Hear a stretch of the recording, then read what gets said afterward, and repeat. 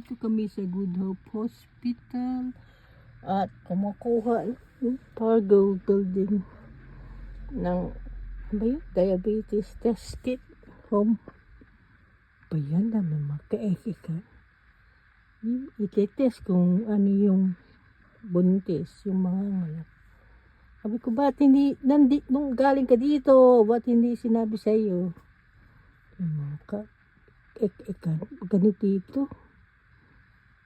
Pre kasi. Pre yung hospital, doktor, whatever.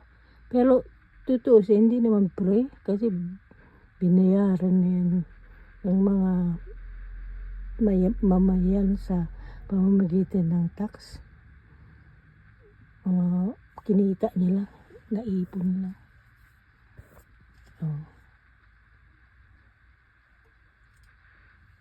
Maraming building din to, Good Hope. Ang kapag ikot na lang kami. Yung mga buntis dyan, diba? Marami din nas doktor na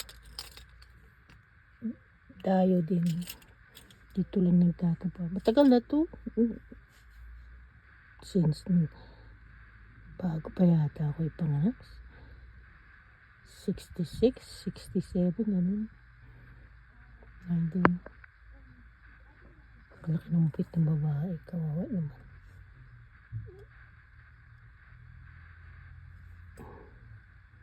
Kaya sa mga anak, lahat ng mga anak na dyan, ang kagandahan nun, dito ipanganak. Kasi royal town ito. Pagdating sa, I don't know, basta yung pakinabang ng mga bata. Kasi royal town ito. Sa birth certificate, nakalagay yan, royal town. Sa buong England, nasa 3 lang ang royal town. Sa dami ng tao, 3 lang. Kaya nga ang tax dito malaki. Oh, look at that seagull. Salbahe. Laki yan. Oh, sige. Ang galing na seagull yan. Naku, iiputan yung babae sa ulo. Ang laki niya. Akala mo maliit. Kasi ang laki ng chihuahua. Ganun kalaki yan. Tapos ano yan, matapang. Pag hindi kanya gusto, tutukain ka niya, tapos magdadive siyang gano'n. Salbahe ka lang. Kasi laki ng manok. Ay, malaki pa sa manok. Ano, ewan ko ba't nandito yan. Wala alam mong dagat dito. Ano, ayan na naman. Sige kang.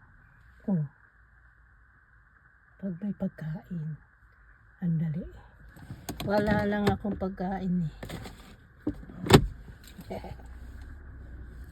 Wala akong maibigay. Wala dito yan. 30 minute. Grabe naman si Dug. Ayun, yung partner niya. Pag wala, ayun, ito namang itim, uwak. Ang uwak, malaking ibon, pero mas malaki sila.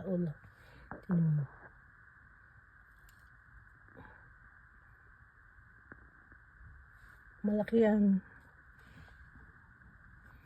Uwak. Paborito talagang dumapa yung mga ibon sa ulo ng dalawang to. Sige, yan na muna. Bye-bye.